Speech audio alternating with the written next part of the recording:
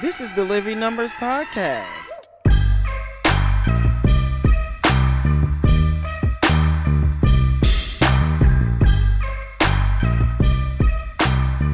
This is the Living Numbers Podcast, and I am your host, Tony Rambles. And have I got a dandy for you all today. But first, go ahead and follow, like, subscribe, rate, review. Go follow me on IG @_Tony Rambles _. And I'm going to make a challenge to you all.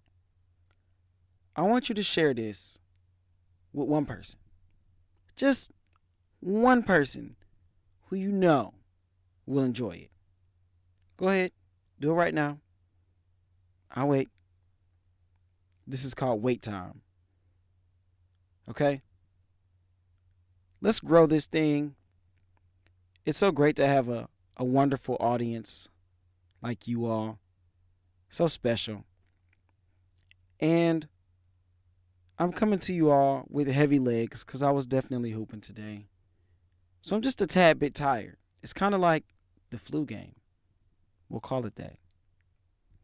But without further ado, we're going to get into our first number here. And that's going to be 10 years. 10 years is the average length of a friendship. Okay, I don't know where that number came from. Well, I know where it came from. I looked it up. Google. Somebody did some kind of research, right? But in friendship, right, we all kind of want the same kind of stuff generally, right? You want someone you can trust. You want someone who has a sense of humor.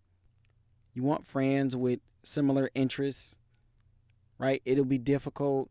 Maybe not difficult, but it's different when I got a friend that knows sports or that talks sports, basketball, football, whatever, than a friend that is not really into sports. So it's just a little bit different. We connect on a different level, right? You want friends who know how to have a good time, right? And so having a good time is different for each person and each friendship. But I wanted to take a look at underrated or undervalued friendship qualities. Now you may go, okay, what are you talking about? I'm going to start with a story. I was at a karaoke party. Spotlight Karaoke off of, Westheimer or Richmond? One of those. Spotlight Karaoke is my friend's birthday. Shout out to Yemi and Jake. Y'all are real. Good friends from the game night crew. But I get to the karaoke spot and I walk in. It's kind of chill, right? But that's not what karaoke is about. Karaoke is not about chill. It's about laughing. It's about people up, getting out of their normal selves. And of course, most importantly, it's about the music. So I look around, I'm like, there's no music playing. What are we doing here? Somebody tell me what we're doing. And I just get on the laptop because they have something set up where you can play the music that the mics are set up for you. You can control volume, that kind of stuff. You've been to karaoke before. You've been to karaoke. So I go over to the laptop. I'm like, okay, I got to get this thing going. Right? I got to get the music going because what's a karaoke party without music? You tell me. I'll wait. I will not wait because there is no answer for that. So I hop on and I get the music going and I just start clicking through this playlist. And when I tell you there are so many songs, right? They have to have a lot of songs. It's karaoke. But it's just a catalog unlike any other. Tons of stuff that you know, tons of stuff that you don't know. And it's all in one place. Usually if you go on Spotify, you go on Apple Music, you search or you look at playlists, there's not all the music in one place. But when I went to karaoke and I get on the laptop, I'm like, all of the music is one place. If you were to scroll, it would take a while for you to get to the bottom.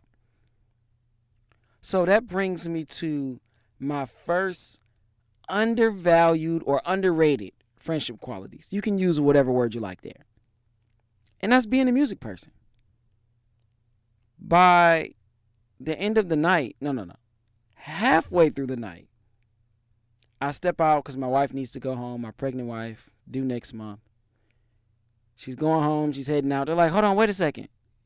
DJ, where you going? Wait a second. I'm the DJ? Apparently I am.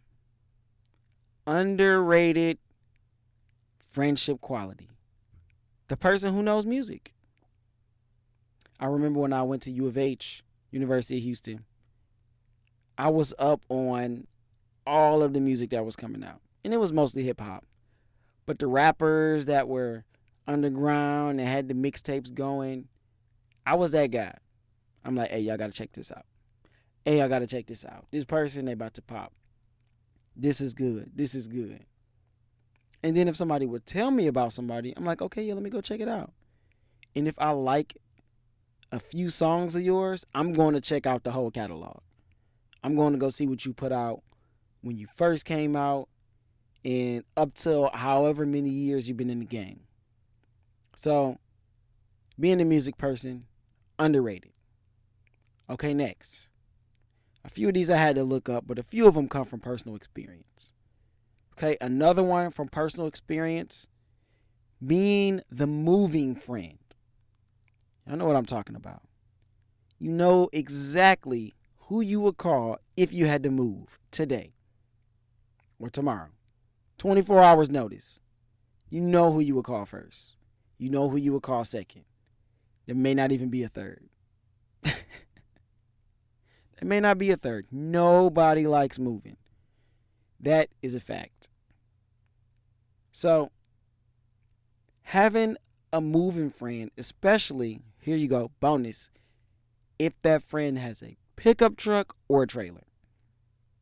Underrated, undervalued friendship quality. Being a moving friend, being someone who's going to go, you know what? I understand you need to move. Go ahead and call me. I'll be there. And I had a pickup. I had an F-250 on dualies. Shout out to Mark. Mark's that guy. And he could pull a trailer. Undervalued, underrated. Okay. This one I looked up, and I thought it was pretty good. And it said the friend that gives more than they take. And of course, we're talking about money here. Especially in your early 20s, for many people, at least for us. I didn't have any money. Didn't have much money. My friends didn't have much money. But we found a way to have some give and take. My homeboy Terrence had the car at one point.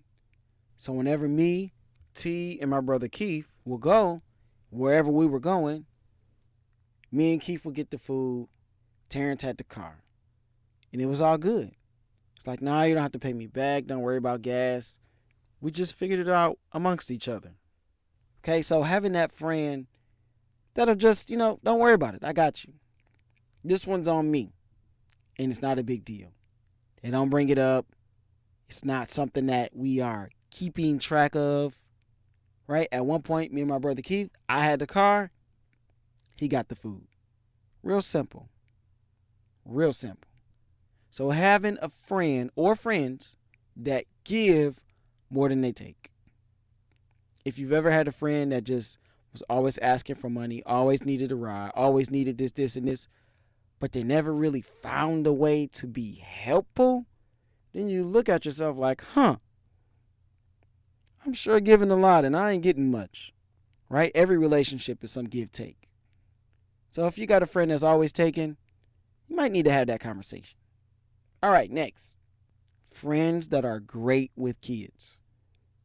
Right? As we get older, especially, I got a little boy on the way. You want to have friends that are good with kids. That you can go, hey, I got to make this run right quick. You got me? Take care of baby Carter. My baby boy. Yeah. Don't worry about it. I feel like I'm great with kids. I know I'm great with kids. I'm a teacher. Any age range. Drop them off with Uncle Tony. Okay? Great with kids. That friend is a friend indeed. My boy Clint is amazing with kids. He'll gather everyone's kids up. All right, y'all, get in the truck with Uncle Clint. We all going. And he'll just have them. And he'll just figure it out. Shout out to Ebony. Because you just never know what Clint's going to do. Clint's great with kids. Shout out to Clint. Brother of my homeboy Kenny. Yeah, Kenny that was on episode 10 of our Eastern and Western Conference preview. Yeah, him. But back to the kids. As we get older, and for some people, early on, those kids are going to come. So if you got friends that are like, they got the kids, maybe we should, I'm not saying get rid of those friends. Of course not. We're not all going to have every great quality, right? But, it just makes it a little bit easier, right? Okay, next one. And I got one more after this. The handyman / resourceful person. Again, shout out to Mark. I needed my TV hung. Now, my wife remembers this story. I really don't. I tried to hang a TV some years ago. She said it went terrible. So I'm like, dang. I guess I shouldn't hang the TV by myself. You know who I could call? I could call Mark. He knows all of this kind of stuff. And then resourceful, that's Carlos. He's always finding some scheme, some trick. Nah, I can't say it that way. That has a terrible negative connotation. He always finds a way to get stuff done. I'll say it like that. Finds a way to get stuff done. And has actually created an entire business for him. So you got to have friends that are handy and resourceful. Okay, and my last one. Now, I do have a friend like this. I had to think about it for a second, but I do have a friend that can cook. Because you just never know when you need something catered. You just never know when you go, I'm not really great at this cooking thing. Me and my wife, neither one of us like to cook. It's always one of those like, man, we got to cook. Can't go to Whataburger every day. Can't always eat pizza. And we rarely do, honestly. We save that for the weekends. But throughout the week, it's like, oh, man, we got to cook something. Okay, I got a homeboy. His name is Boston. And when I say dude could throw down, hey, Boston got it. Boston got it. Another homeboy, his name is Bishop. He got it. He caters food. Hey, they throw down. Okay, one more.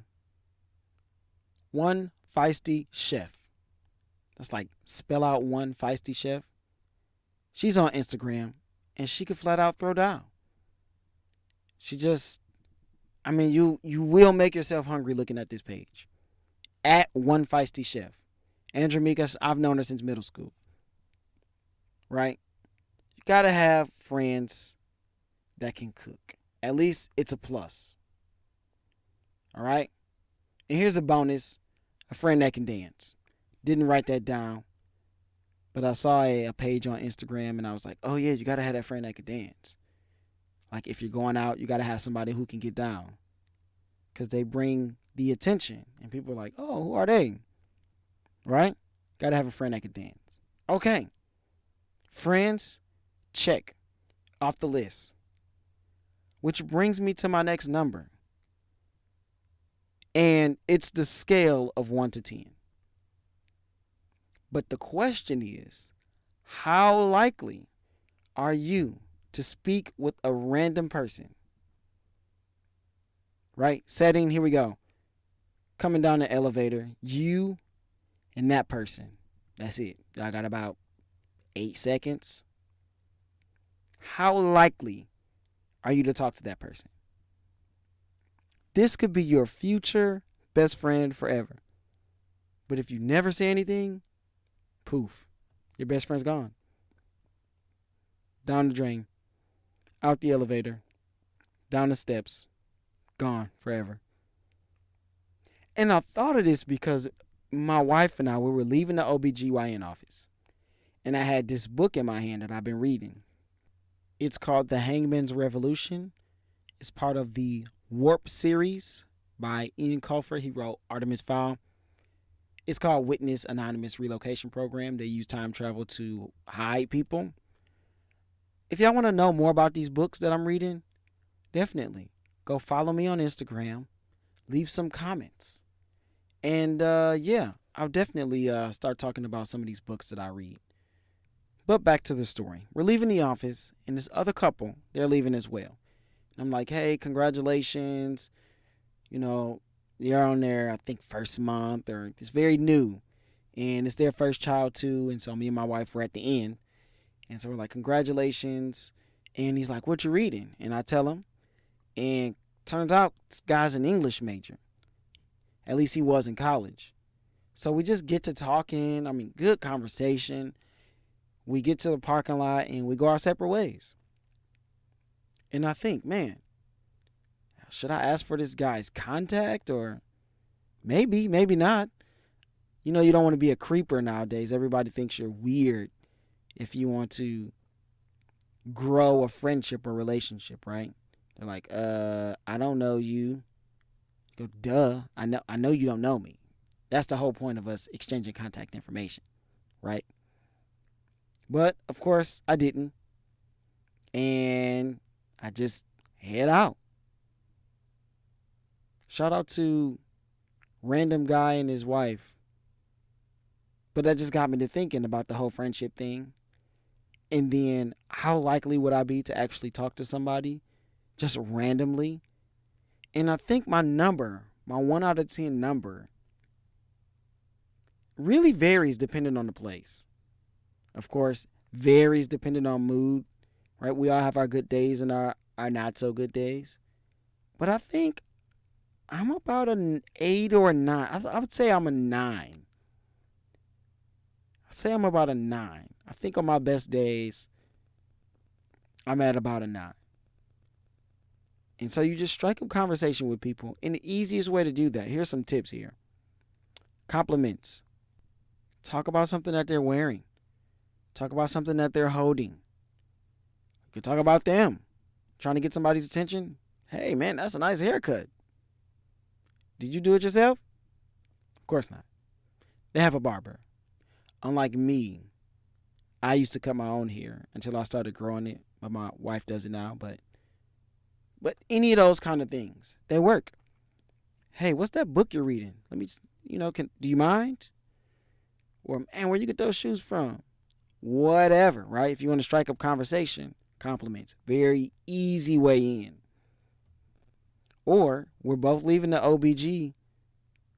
Man, wow, babies. Life-changing event. Woohoo. Right? Hey. We're both leaving the grocery store. Whatever. Who cares? If you want to get that conversation going, strike it up. Find a way. And that leads me to my next number.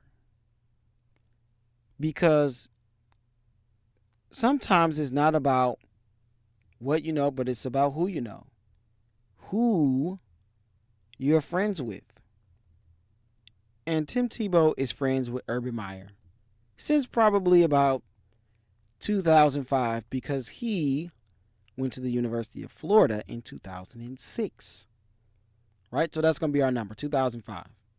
The year 2005. Where Tebow gets to Florida, changes the culture, plays great, and now, 16 years later, he's really getting an opportunity that he doesn't deserve because of who he's friends with and the impression that he made by having a great attitude and working hard. That's pretty much what it comes down to. Tim Tebow has always had a great attitude and he's always worked hard.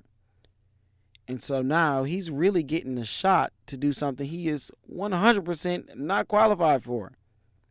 Is it his fault? Nope. And he should take the opportunity. That's great. My beef's not with Tim Tebow. It's with Urban Meyer. And you go, dude, what are you doing? What are you doing? He's not a good player. He's doesn't really have any background of coaching. And now you kind of overcomplicate your locker room. Because Tim Tebow, if not anything else, he is a lightning rod for opinions. He's one of those players where you're either on one side or the other. He is polarizing. So why bring the undue stress on your locker room, on your program? And it's because Urban Meyer's a college guy. He's used to running things the way that he wants them. And he wants guys in there that will do the things that he wants them to do to build the program he wants to build. And that makes sense. I get it. You know, you want people that you're comfortable with, people that you trust, people who will continue to pass your voice along, so to speak. We see Tibbs does it every time he gets a coaching job. Who does he go and get? Taj Gibson and Derrick Rose. Every coaching job he gets, Taj Gibson, Derrick Rose come to the team. Why? He wants people that he can trust. People that are an extension of who he is. More power to you. I get it. Go for it. But it better work. It better work or he's going to be out of there quick. Right? The first stories that we start to hear where this is some BS, right, coming out of the Jaguars locker room, ooh, buddy, is going to hit the fan.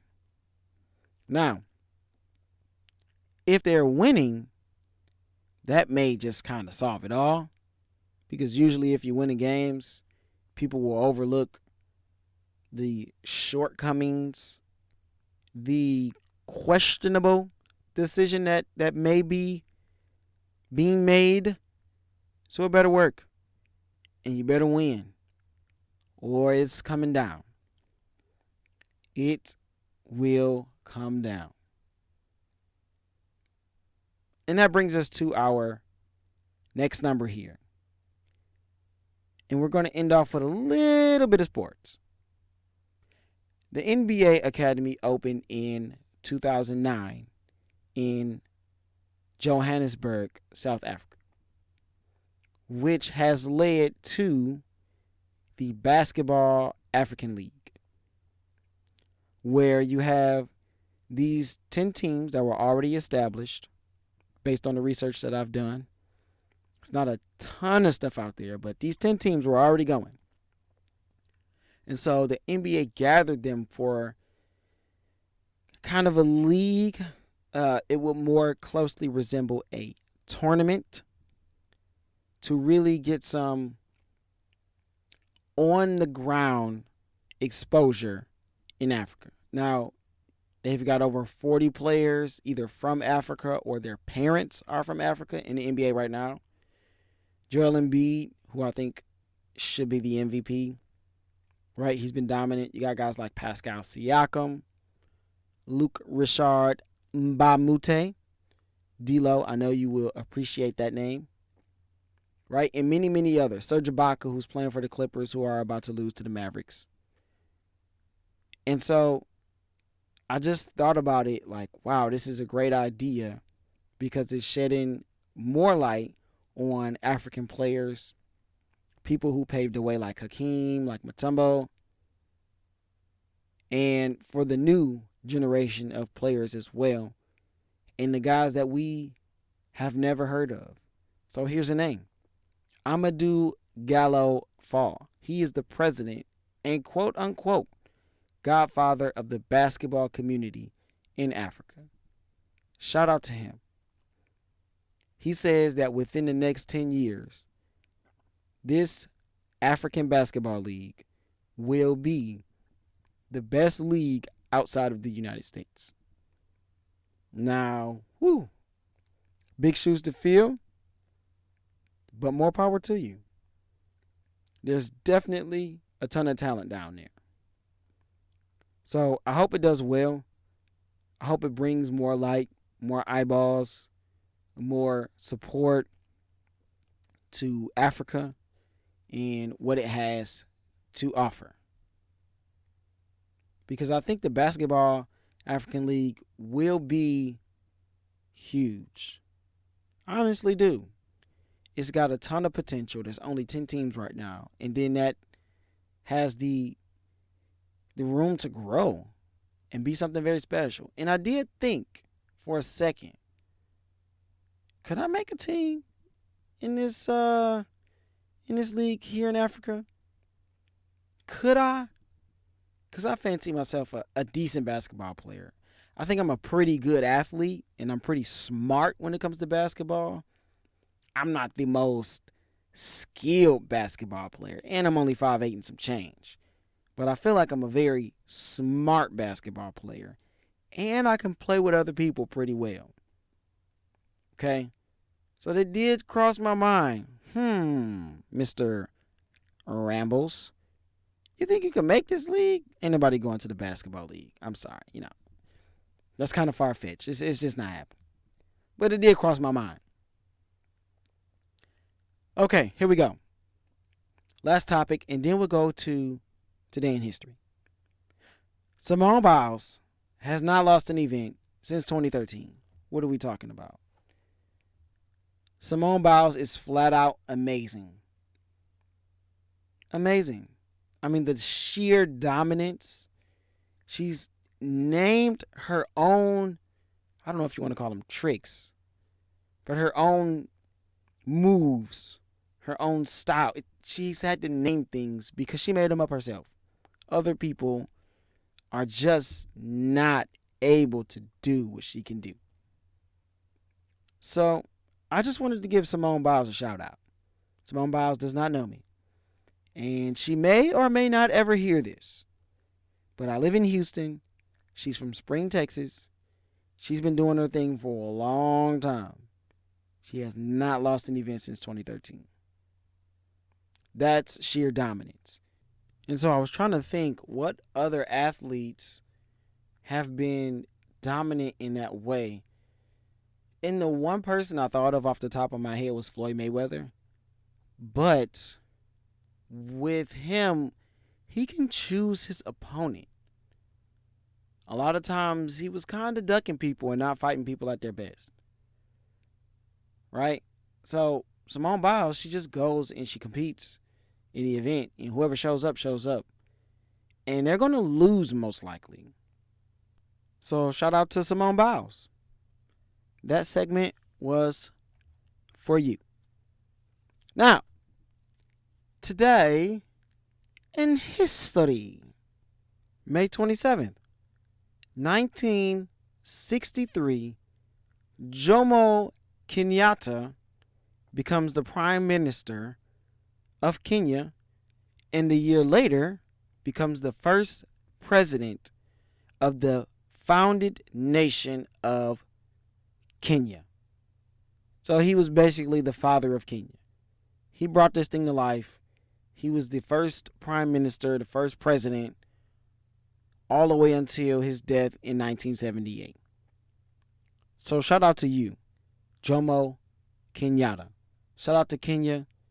And shout out to Africa. They made the episode twice. So without further ado, we are coming to a close. But of course, like, share, follow, subscribe, download, rate, review. Okay, and before this episode ends, call to action. Share this with someone. Someone you know will enjoy it. Tell all your buddies about it. Because it's a great podcast. You like it, they'll like it. And how will they know if you don't share? Here we go. I think I hit all my buttons. Follow me on IG at _ Tony Rambles _. Once again, this is your host, Tony Rambles, and I will see you all in the next one.